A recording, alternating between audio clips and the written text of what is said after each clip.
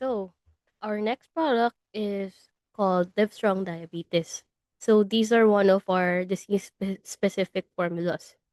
So, its indication for usage is poor glycemic control and insulin resistance. These are common among diabetic patients. And the nutritional gap that it addresses is excess simple sugars and low fiber intake. So the formulation of Livestrong Diabetes is it has a low glycemic index formula with fiber, chromium, and phaseolamine. So why is this important for diabetic patients? So water-soluble fiber keeps you satiated or yung feeling na mas busog ka. And it's important na mas matagal yung feeling na satiated si patient kapag may diabetes siya para hindi siya kain ng kain. And it is a common symptom for diabetic patients na maya't maya nagugutom sila. And for this formulation, it has both water-soluble and non-soluble fiber. So si non-soluble fiber naman, it promotes gastrointestinal peristalsis, which makes it easier for constipated patients to defecate. So common din kasi sa mga diabetic patients yung parang feeling nila constipated sila or hirap dumumi. That's why it's important to include both water-soluble and non-soluble fibers sa diet nila. As for chromium naman, it helps increase the effectiveness of insulin. Better insulin sensitivity can help lower blood glucose levels. And insulin sensitivity kasi nagsasuffer siya, lalo na kapag may insulin resistance si patient. As for phaseolamine naman, this is an important ingredient or phaseolamine is also called white kidney bean extract. So this is a starch digesting enzyme which reduces the absorption of complex carbohydrates. So since reduce yung absorption sa mga complex carbohydrates na kinakain ni diabetic patient, it also helps reduce blood sugar and insulin level sa blood nila. As for the other uh, nutrients that this formulation has, it also includes taurine, carnitine, inositol, and choline. So, for taurine naman, it helps regulate blood sugar levels. As for carnitine, it enhances glucose utilization, which minimizes common diabetic complications.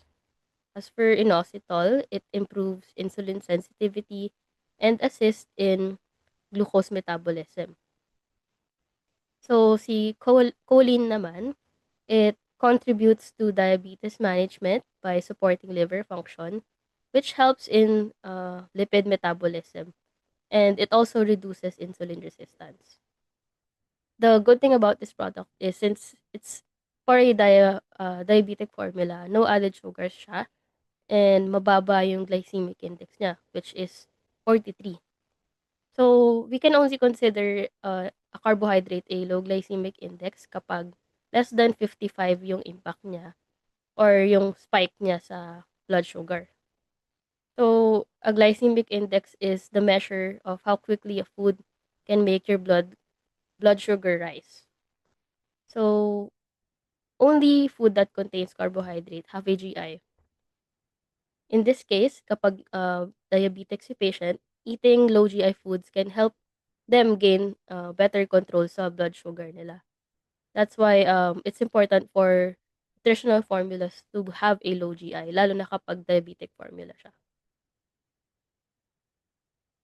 So, again, this formula is ideal for type 2 diabetic patients with poor glycemic control, pre-diabetes, or yung may mga insulin resistance na, and yung patients din na may metabolic syndrome. It's also ideal for diabetic patients na or yung diagnosed na kailangan nilang mag-lose ng weight or mag-gain ng weight and any weight management issues. And it's also ideal for elderly diabetic with poor oral intake. So, ang suggested dosing ni Livestrong Diabetes is 1 sachet as a meal replacement. Can also be up to 2 sachets depending on the caloric requirement sinet or depende siya kung it is used as an enteral feeding or as a supplement. But ideally, it's 1 to 2 sachets. And also, it is important to monitor blood glucose kapag ginagamit si product. So I will also be discussing the macronutrient and micronutrients of livestrong diabetes. So it's important to note na kapag diabetic formula, dapat mababa ng konti si carbohydrates. Hindi siya yung normal natin na up to 50 to 60%. Dapat adjusted siya ng konti. So dito, maganda yung distribution ng macronutrients niya kasi it's only 43% carbohydrates. Ang ideal kasi is for normal individuals na hindi diabetic, ang ideal distribution ng carbohydrates dapat nasa at least 45 or as high as 60% yung calories from carbohydrates. So since adjusted siya, nasa 43% lang. And also, yung fat niya is only up to 37%, which is good kasi unsaturated fats yung source of fats ni livestrong diabetes. As for yung protein, it is the normal lang naman since wala naman masyadong adjustments for that. Ang kailangan lang talaga bantayan dito is si carbohydrate. As for the micronutrients, ang it's also the same as Livestrong Plus Classic. Ang pinakamataas is si vitamin K, si zinc, ito, si vitamin K, si zinc. As for the electrolytes, si sodium and fluoride, mataas rin. These vitamins and minerals are all for wound healing rin and for immune function. As for sodium and chloride, these are electrolytes that maintain water balance, regulate osmotic pressure, and it's also critical for muscle irritability and contraction. So yeah, it's also similar yung vitamins and minerals niya kay Livestrong Plus Classic. It's all for immune function and muscle recovery. As for the common or like difference of Livestrong diabetes from other products in the market, so i-compare natin yung macronutrient distribution niya. It has the lowest carbohydrate percentage compared to other products. Kasi, as I mentioned kanina, important na mababa ng konti si carbohydrates since binabantayan nga natin yung sugar niya, di ba, yung glycemic index. That's why it's important to maintain it at least lower than 60. So, yun, if we compare it to other products, parang medyo mataas ng konti itong si product na to compared to what we have, which is only 43% of total calories, which is an ideal percentage. And also, compared to other products, mas mataas yung protein content ni Livestrong Diabetes. So, we now move on to clinical studies or yung clinical studies or journals na medyo related sa product natin. So we have here the improvement of glycemic control by a functional food mixture containing maltodextrin, white kidney bean extract, mulberry leaf extract, niacin-bound chromium complex in obese diabetic mice. I chose this study because it has the product that they used here is, although it's not exactly Livestrong Diabetes, but it has a similar formulation. So the carbohydrate that was used in Livestrong Diabetes is also maltodextrin. And as I mentioned kanina, may phaseolamine or white kidney bean extract si Livestrong Diabetes. And also chromium. So this study is applicable sa product. So what was the objective of the study? So the study was conducted to assess the potential of the product in regulating blood glucose homeostasis in obese diabetic conditions. So, yun, they wanted to test the effect of the product sa pag-regulate ng blood glucose.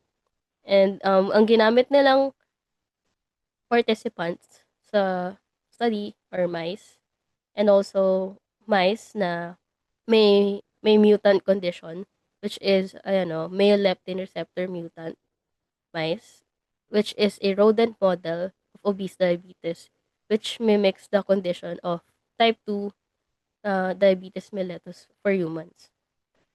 Yun yung ginamit nilang test participants sa study. So there's a control, and ito yung experimental, which is yung DBDB. So what was the methodology for this study? So gumamit sila ng 5 groups of mice. So first off, they age match the mice. So ayan no, etong group na to, they administered distilled water via oral gavage, and they also had the DBDB mice or yung parang diabetic group. Sa diabetic group naman, they had like 4 groups. So one group had distilled water, and the other 3 groups had SFG or yung formula. So it had different doses, which is first group yung 1.025, the second group is 2.025, and the last is parang 5-fold siya. So this was measured by gram per, yung intake nila was measured by gram per kilogram body weight. So this was done for at least 4 weeks. So ayan yung difference niya per group dun sa mga DBDB. Those who were taking SFG had yan, 1-fold, 2-fold, and ito na yung high recommended dose. And then there's this 5-fold dose. So body weight, food intake, and water consumption were monitored weekly. So mini-measure din nila yung average body weight ng mouse, yung food and water intake. So on the last day of the 12-hour fasting experiment, the mice were anesthetized, and the blood samples were obtained from the retroorbital sinus using heparin-coated capillary tubes for blood glucose measurement. So, kumuha sila ng blood samples dun sa last day ng experiment. And yung plasma samples na ginamit nila were used for measuring insulin levels. So, they also measured the fasting glucose, and yung insulin data nila, gumamit sila ng HOMA-IR or yung Homeostatic Model Assessment for Insulin Resistance. So, dito nila mini-measure yung fasting blood glucose and yung fasting insulin. So, HOMA-IR is a clinical index that is used to estimate insulin resistance, which is a common problem sa mga type 2 diabetes and also pre-diabetes. And also, yung basis nila dito for the dosage is parang kinonvert nila yung yung dosage for human to mouse dosage, which is parang minultiply nila by 12.3 para mag-come up sila sa amounts na yan. So yeah, to discuss the results, I would like to focus muna dito sa figure 2. So it says here that yung supplementation ng SFG at 2.05 grams reduce the fasting blood glucose levels. Ayan o. If we compare it to yung DBDB mice, which is this one, ito yung diabetic group na distilled water lang yung ininom nila. Hindi sila nag-take nung SFG. It has reduced by 25% yung fasting blood glucose nila. Compare it here. Pagdating dito sa 2.025 na group, mas mababa na siya compared dito sa DBDB mice. And then, as for figure 2B, naman, ang dinidiscuss dito yung plasma insulin levels niya. So, yung fasting glucose ni control, mababa naman siya compared kay DBDB. Pero, if you still compare it dito sa mga groups na uminom ng supplement, mas mababa pa rin siya compared dito kay DBDB mice or yung distilled water lang. Halos walang naging effect or differences masyado sa dosage. It all has the same effect na bumababa pa rin yung fasting insulin. Pero in between these 3 groups, wala masyadong differences yung pagbaba. Halos pantay-pantay lang sila. As for the HOMA-IR, It says here na yung group of mice na nag-take ng at least 2.05, it has at least lower, it has at least a lower value of 35% compared to this group or yung DBDB, yung regular lang na distilled water. So what this suggests is that supplementation of the formula or yung SFG may enhance glucose disposal. So dito naman sa kabilang figure, yung figure 3A, says here that yung intake of at least yung 2.05, tong group na to, tong B, it says here that it lowers the HbA1c of the DBDB mice or yung diabetic na mice. Compare mo siya dito sa regular lang din to at least 18.7%. And I think it's also the same for figure 3B. So, it reduces yung plasma fructosamine levels for with at least, ito, pinaka-lowest pa rin sa 2.05. I think it is reduced to at least nasa 40% siya, oh, if we compare it here, na nasa 1.0, and then I think this is 0.5%. 0.5 na lang yung blood fructosamine niya pagdating dito sa group na 'to. So, all of this suggests that there is a strong evidence that the formula or yung SFG has an effect against hyperglycemia. And lastly, sa results niya, we also have this model. So, gumamit sila ng OGTT or an oral glucose tolerance test. So, this was to further assess the insulin secretion and action. We can compare yung control mice, yung blood concentration niya nagpi-peak at 30 minutes and bumabalik na siya within 2 hours. So, it shows na yung peak niya 30 minutes and then 2 hours, within 2 hours nagiging stable na siya or bumabalik na siya sa glucose homeostasis. As for yung DB mice or yung diabetic mice natin, shows here that the highest glucose levels throughout the measuring points dito, pinakamataas, eto, dito siya, DB mice or yung walang supplement. Nagpi-peak siya to 800. Tapos bumabalik din naman siya at 2 hours. And it's the same for the SFG. Mataas rin siya compared dito kay control. But all of these spikes just show na it's a typical phenotype of insulin resistance. So, nakikita rin dito na bumababa yung postprandial blood glucose niya. Ayan, oh. Bumababa pa rin siya if we compare it to yung walang in diabetic mice na walang supplement. Mas mababa pa rin si groups na nag-take ng supplement. It's around 300. From 500, nagiging 300 lang siya. All of these are happening within 2 hours. Bumababa yung spike niya. Lahat 30 minutes nag-increase and then bumababa siya pagdating ng 2 hours. So, dito naman sa figure 4B, we have here yung area under curve, which is also calculated from yung oral glucose tolerance test niya. If you can compare it, bumababa siya for at least mga 28%. From here, na parang nasa 60,000, dito na lang siya to 40,000. Yung pagbaba ng area under the curve just proves that the SFG supplement or yung formula enhances insulin sensitivity, which allows glucose to translocate from the blood into the cells. So, this improves the impaired glucose tolerance sa mga DB-DB mice group.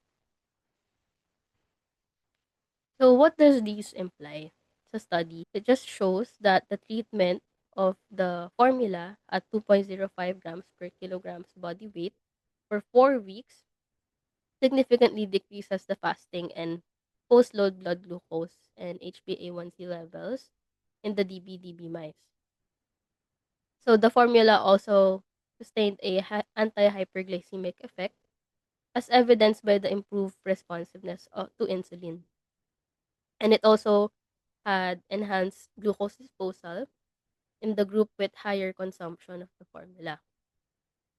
This is also reflected in the lower HOMA-IR score and yung smaller area under the curve of the 2 hours OGTT dun sa group ng 2.05 diabetic mice. This study also implies that resistant maltodextrin, which is a key ingredient, resists digestive enzymes in the small intestines and is fermented into short-chain fatty acids.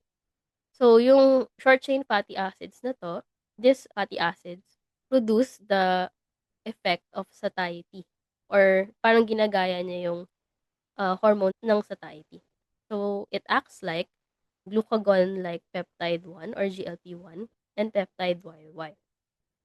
So, all of these properties contribute to its anti-diabetic and anti-obesity effects by lowering the plasma glucose lipids, reducing pancreas damage, and decreasing energy intake, which also promotes satiety. So, ano ba yung practical application ng study sa product natin?